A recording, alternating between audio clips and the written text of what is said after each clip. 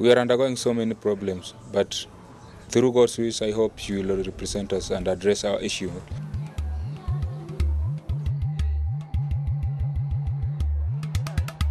I've been interacting with the people, and they also know my journey to New York. I think it is very, very much important to speak in public so that people can really understand how people there in Kibera are suffering. And that's what I'm going to do there, representing the people of Kibera.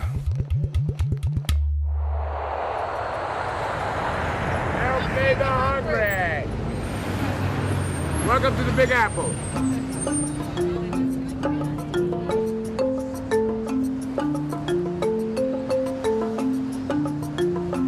When you are poor, you are just to be seen but not to be heard.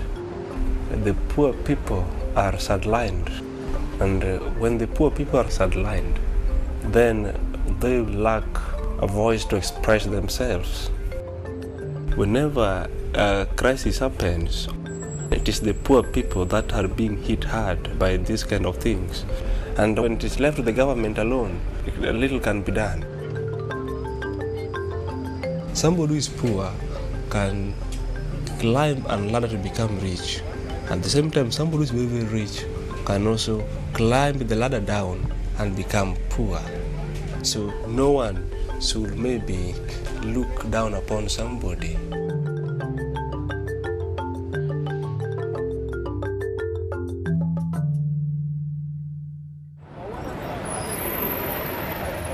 The people of Kibera need change, and then I think this is the right time that the United Nations talk with the leaders and also work means and ways of fighting poverty. It is not too late. If they team up together, then something can happen. The theme of this year's International Day for the Eradication of Poverty, Human Rights and Dignity of People Living in Poverty recalls the proclamation of the Universal Declaration of Human Rights 60 years ago. The Declaration affirms that everyone has a right to a standard of living adequate for the health and the well-being of himself and of his family. Poverty robs the poor of their human dignity. When we talk of participation today, the reality is that we are still very far from it. And let me tell you one thing. When I started my journey, almost 100 people escorted me to the airport, more than 100.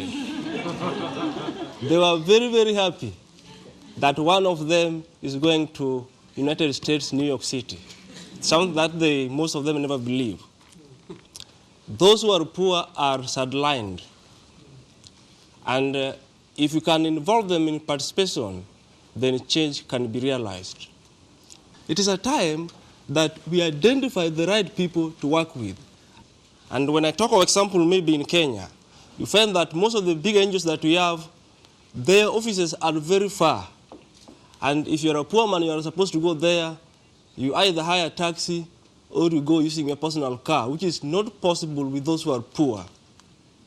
I feel that it is a time that the NGOs and those who are willing and the donors, they should start working directly with the CBOs, that is community-based organization, because these are the people who understand better when it comes to poverty eradication. Thank you.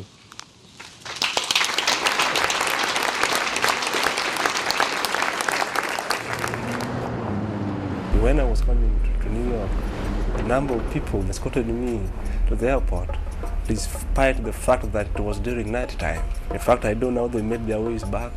The reason why they were escorting me is that one of them was coming to the New York, and they wanted me to clearly represent their message.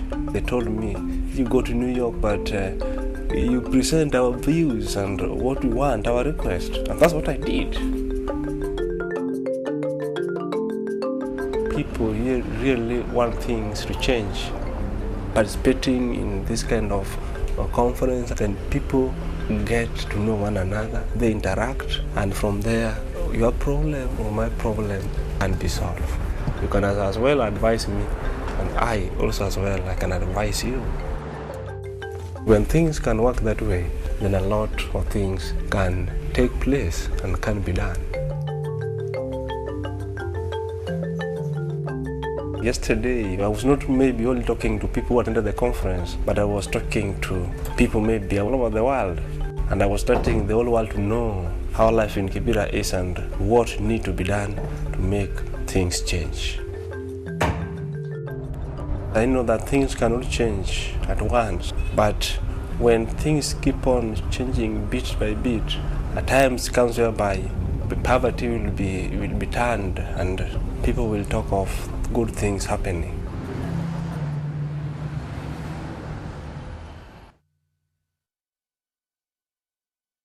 People of Kibera really need change. Yeah, really. How then can this be realized? Yeah. Only if the poor are not sidelined, but given the chance and opportunity to express themselves, for they have a wider knowledge on poverty.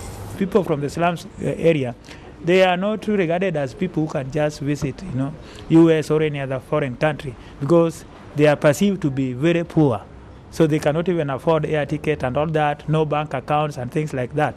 So we were very happy when we went there to actually to voice our concern, to advocate and lobby actually for us, so that maybe our lives may be changed, because he represents actually what happens on the ground. We expect to get more changes because he represented us, because now you know our views, you know the problem he presented to us. So we know, you know, what basically taking place in Kibera slums.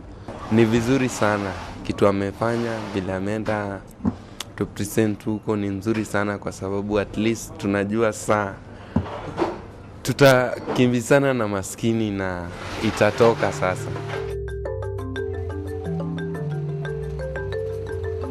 Given the fact that people are poor, does not mean that they cannot participate in decision making or doing any kind of job.